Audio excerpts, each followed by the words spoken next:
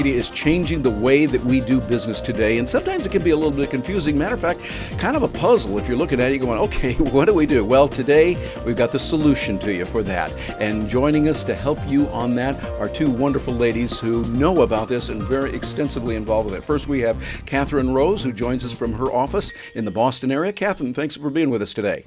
Thanks for having me, Terry. Catherine has a background being in New York and working with many companies there in Wall Street. She's a prominent speaker in the area of social media. She's the CEO of the Social Buzz Club, a company and an organization that helps people really come up to speed on all aspects of social media and doing a fabulous job with that. So great to have you with us today.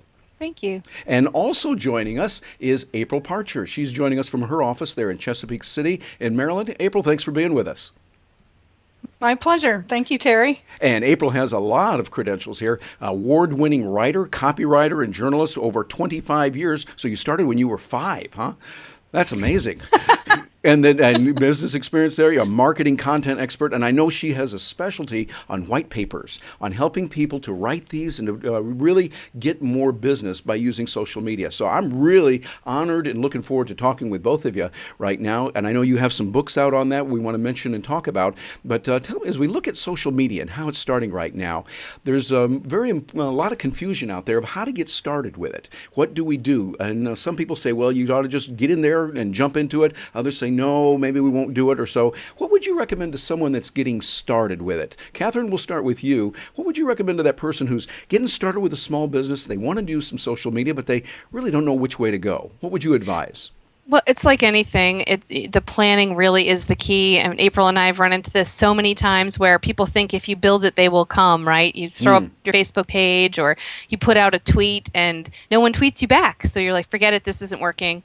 And so we really believed, and that's why we wrote the book, Solving the Social Media Puzzle, is really because it's very overwhelming for small businesses who want to step into this arena. Yeah. But everyone says you should be on it. If you're not on Facebook, your business is going away and things like that. But if you don't do it right, you waste a ton of time.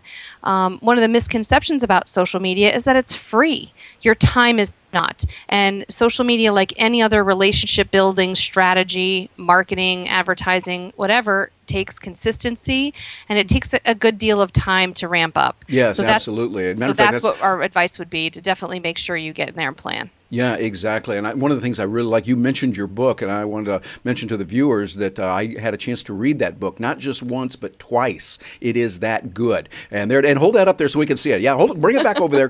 We want to see that. See, this is video. We can do these things. There we go. Solving the Social Media Puzzle. That's it right there.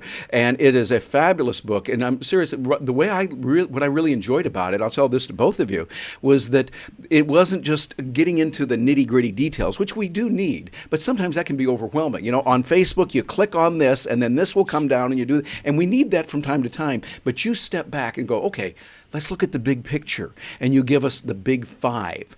The big five, which are there. And Apryl, I'm going to let you tell us what the big five are and how we would start using those and what to do with them. What a person who's getting started with social media needs to know about those.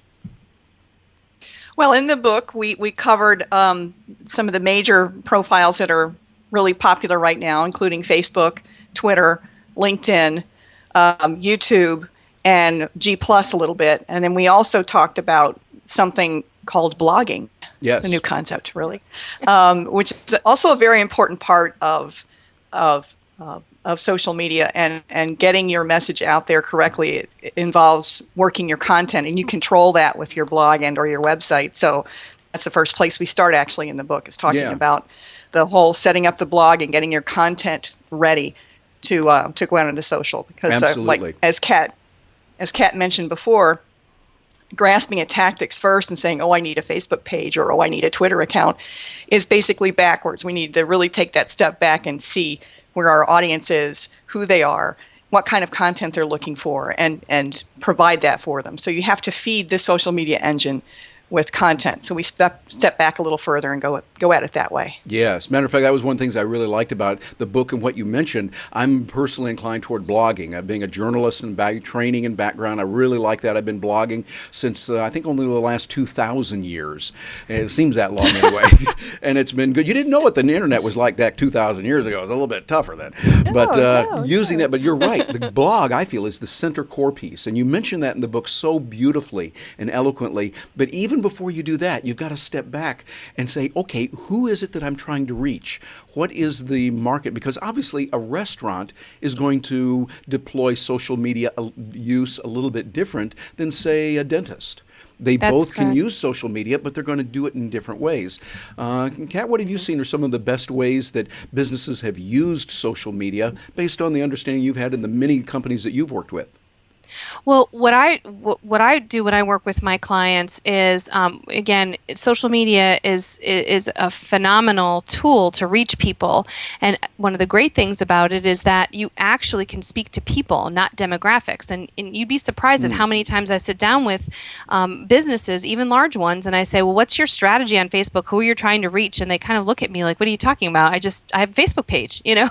So Apryl and I brought into the mix an old concept that was used in advertising many moons ago, and we call it personas. And basically what you do is you look at your target market and you give them a face, a name. Again, on social media, you talk to people. They tell you what they like. If you go to any of your clients or peers that you think would be in your target range and look at their Facebook page, it tells you what they like, what music they listen to, what companies other pages they've liked, what magazines they read. And you can really speak to these people in a different way now. Instead of some broad-based message, you can actually control the content and the messages you send to the different personas or people in your target market. So it's something really to think about, is developing that target audience and giving them a face, a name, a personality. So when you're creating content, it's not just blasting out sales messages, you're starting an actual conversation with a person. Yeah, what a concept. You're treating people like human beings. There's a concept that I didn't quite think of years ago. You know, it was just blast out the message and hope that you're doing the spray and pray that maybe somebody somewhere will listen to it. Today, it's been flipped upside down, and we realize we can do a lot more than that. And I want to ask you, Apryl, because you specialize and help a lot of people with white papers and putting those together, how that can relate to social media also, and how that factors in as a critical tool in the overall marketing mix. Very well. White papers are a very good lead generating tool for lots of different types of businesses, not just B2B companies, but B2C companies as well, although they're not usually called white papers in that instance. They're special reports or things of that nature, or guides. And because people can find information, they look for information online, the first place to go is Google, right? So you want to be able to have enough content out there, really rich, deep educational content, which is what white papers are all about. They're educational and thought leadership pieces that show your expertise and help people make a buying decision at a certain point in time. So it's not sales pitchy. It's not sales oriented. There's no overt sales language. They're basically education pieces, and those are perfect for sharing in social circles. It used to be that you had only certain outlets that you could use to put your white paper out there on your website or on another website that was, a syndication website of some kind for white papers, where they're gathered together and people can apply for them or sign up to receive them. But with social, it's all these different platforms. You have so many other ways to disseminate that information and to get little bits of your white paper out there in content and reach back. People can reach back to your website to download it. So it's a great sharing tool for any kind of educational lead generating material. And so I think it's a huge boost to how white papers used to be disseminated.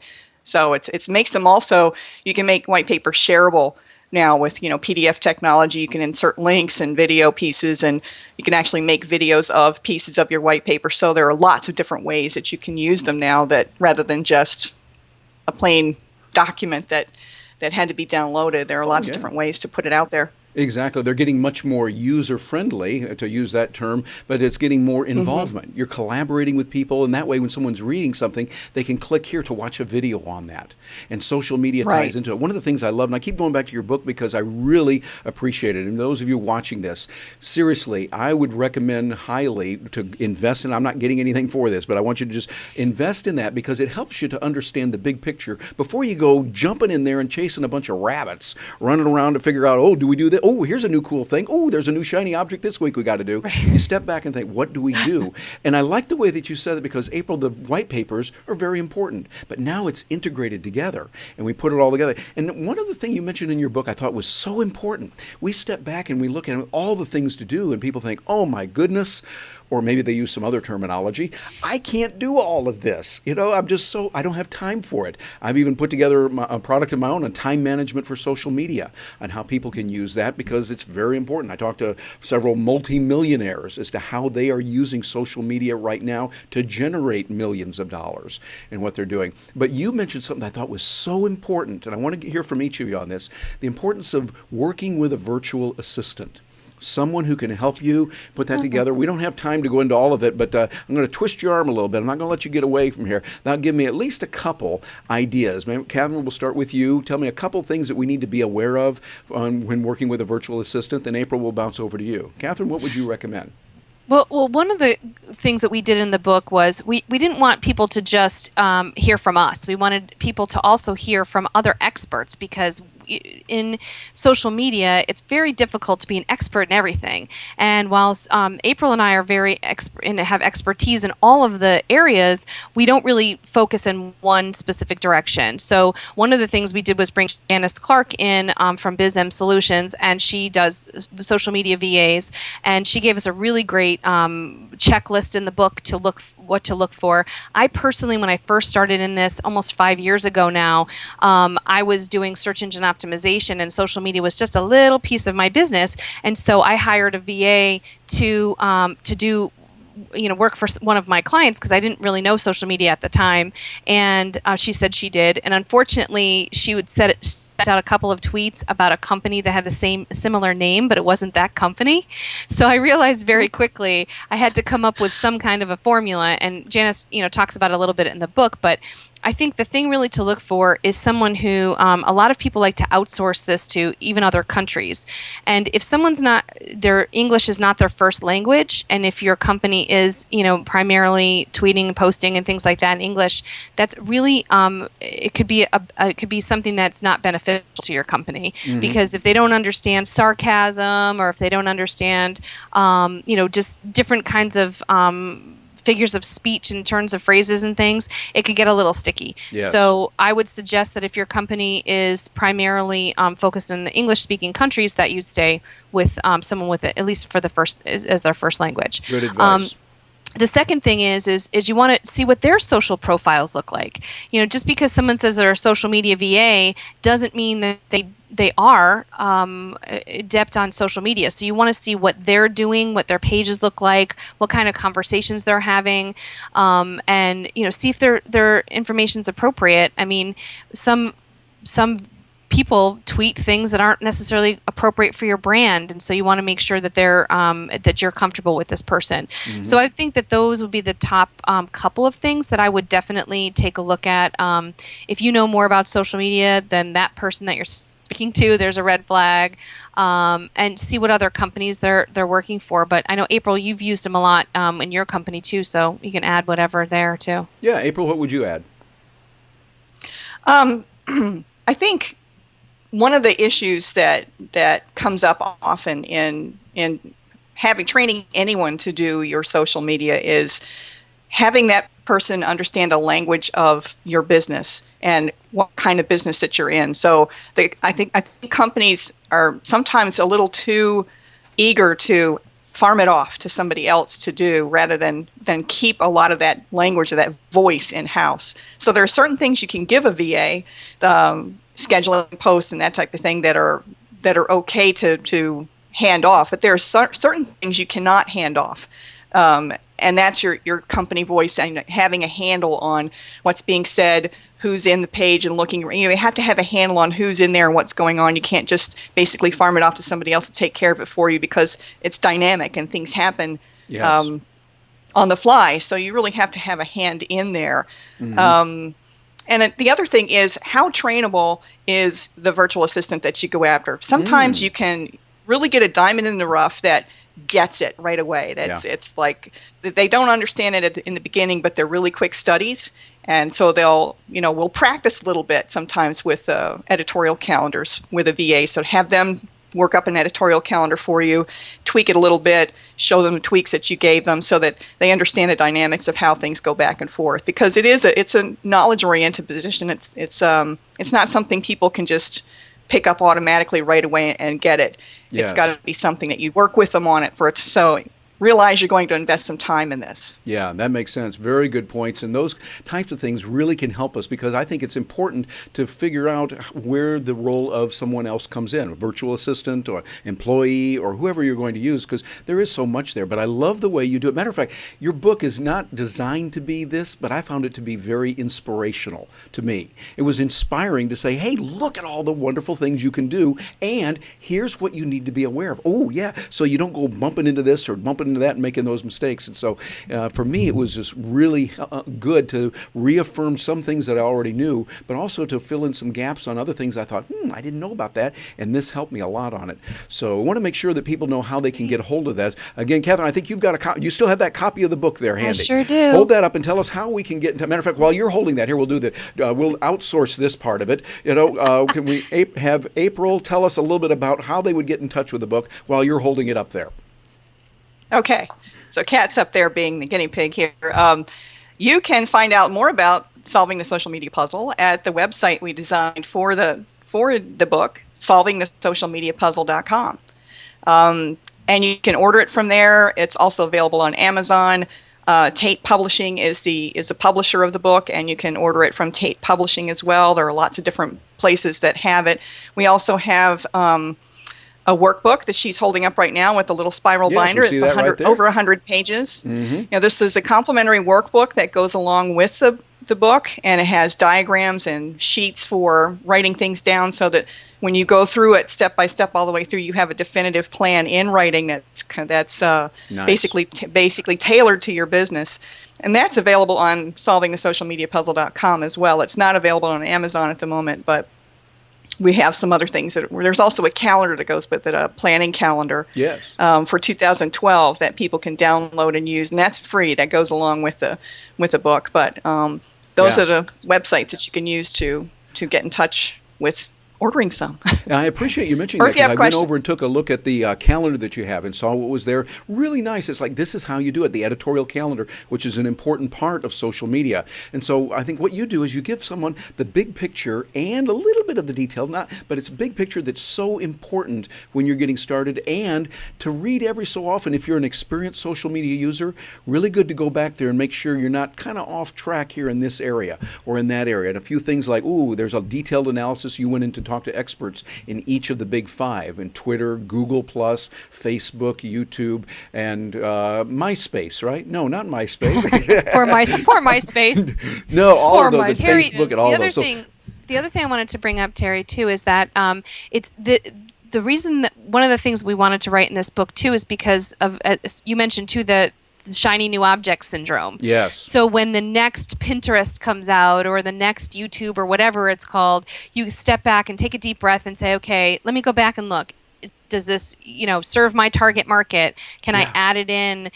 Is what I'm doing not working, which is why I'm looking in another direction? What about this network can add to my marketing mix? And if the answer to that is nothing or little, then you may not want to spend your time there. Just because Pinterest came out in a firestorm doesn't mean that that's where your market lives and that you'll be successful there. So we really want businesses to use this as a guide, and also, as you were saying, the inspiration. I know Apryl and I were both smiling when you mentioned that, because we really wanted to inspire people. Apryl and I are small business owners too, and our job is to be on social media all day because that's what we do. But we realize that our clients, the folks who are listening to this, that's not their job. So figure out where it is that you spend your time, your valuable human resources, and where you get the most return, and spend your time there. The point of the book really is to pick one social network, at least one, if not two. You can pick two if you want, but at least one that you say to yourself, this is where my market lives. This is how I'm going to talk to them. This is how often I'm going to spend there. And you stick with it for the next 60 days and really master it, and then move on. Yes. There are plenty of sites, as you mentioned. This isn't a how-to set up a Facebook page book. Right. There are plenty of sites you can get that for free, and they're great videos, and go to YouTube. This is just helping you decide where to spend your time. Yeah, exactly. It gives us the basis to start from on that. Well, excellent. And I also want to find out if somebody says, I want to get in touch with you directly, because I know both of you give help. You do consulting, coaching, you're speaking a lot. People might want to get in touch with you. So what's the best way for them to reach you? Kate, what's the best way for them to get in touch with you? You can go to Kat Rose Consulting, K-A-T, Rose like the flower, consulting.com, and that's my main website that has the catch-all of all my books. This is my 8th, Solving the Social Media Puzzle. I have other books that I've written, and I do blogging there. I do, my speaking information, contact information is all there. Excellent. So we'll be able to do that. And Apryl, how about yourself? People can reach me via Parcher.com, Aparcher.com. It's the website for my business that my husband and I started, Parcher Marketing. And I blog there as well. They can also check out the white paper area from whitepaperresults.com, which is another website that I own. But most of my work is done through Parcher.com. Very good. Well, you both have done an excellent job in your book and in the work you do. You're helping many people. And if you're watching this video now and you're thinking, gee, it sounds good, it sounds intriguing, I would encourage you, as a small business owner myself, get out there and go for it. The money that you can put into there, the time and the effort to learn that, is going to save you hundreds of thousands of dollars minimum if you do it right. So go for it, and I would recommend doing it. Ladies, thank you very much for joining us today. We really appreciate it, and we'll look forward to seeing you somewhere later on down the road. Thanks, Terry. Thank you, Terry.